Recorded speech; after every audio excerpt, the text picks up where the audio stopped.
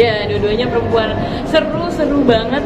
Ternyata aku baru tahu kalau kembar itu nggak selalu sama ya.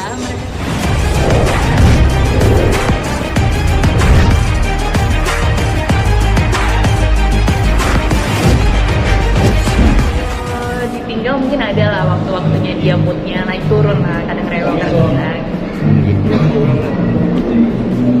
Iya, berarti udah bagus sekarang. setahun kali aku ke Kumandar.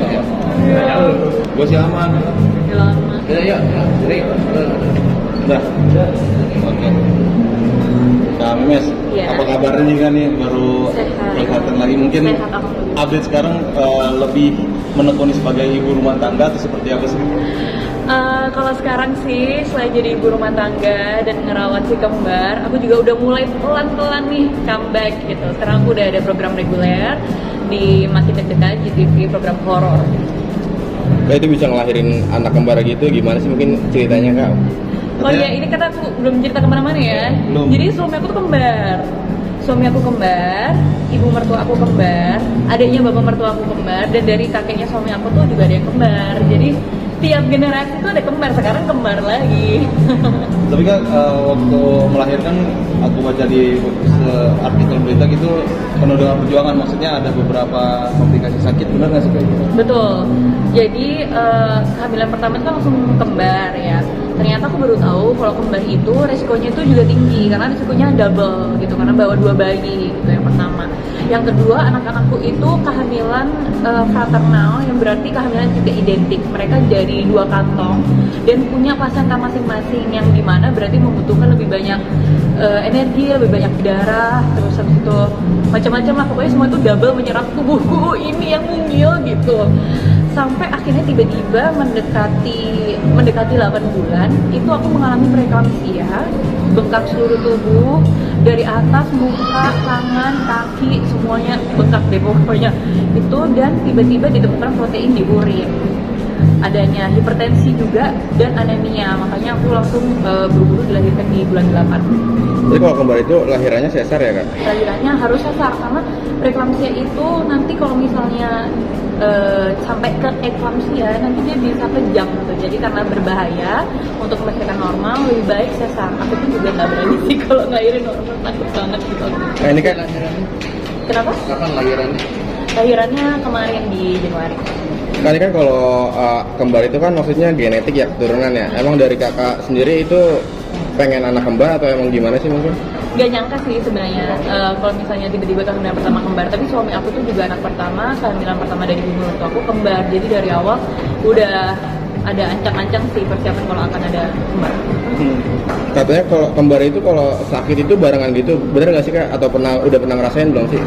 Pernah ngerasain. Sebenarnya tergantung ya. Kalau misalnya kayak flu itu kan menyebar. Maksudnya kita sendirian dewasa nggak kembar pun kita bisa kena. Jadi kebetulan kemarin mereka sempat habis bapil, yang satu sakit, yang satu ikutan sakit. Tapi alhamdulillah sekarang udah sehat.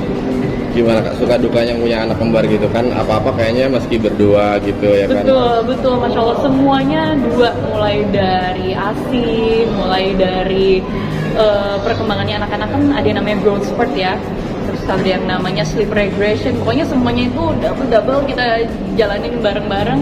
Tapi alhamdulillah aku ada banyak support system, dari mama juga sering datang dari Surabaya ke Jakarta, ada ibu mertua aku, suami aku, dan juga ada alhamdulillah ada mbak-mbak yang cukup sabar membantu aku. Suka salah nggak sih? Mungkin kakaknya suami atau kakak yang kembar?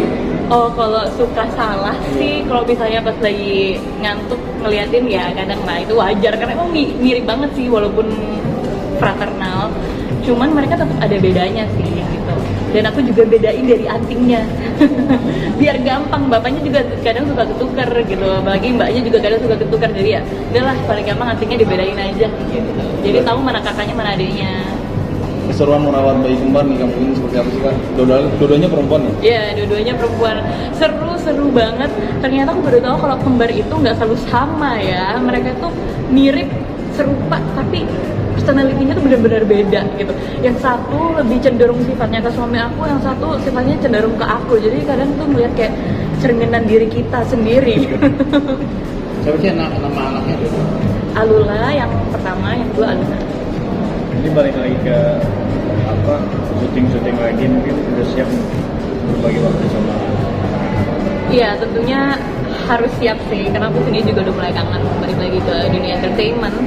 Dan sekarang sih aku baru ngambil syutingnya tuh paling sehari 2 hari dalam seminggu. Aku nggak mau terlalu lama tinggalin anak-anak.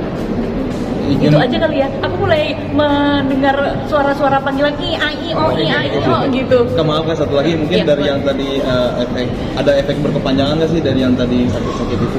Alhamdulillah sih recovery-nya lumayan cepet ya. Hipertensinya ada setelah melahirkan tapi nggak lama. Habis itu aku kembali normal. Semuanya aku ngikutin anjuran dari dokter apa, obat yang harus konsumsi apa, dan jaga healthy lifestyle-nya aja.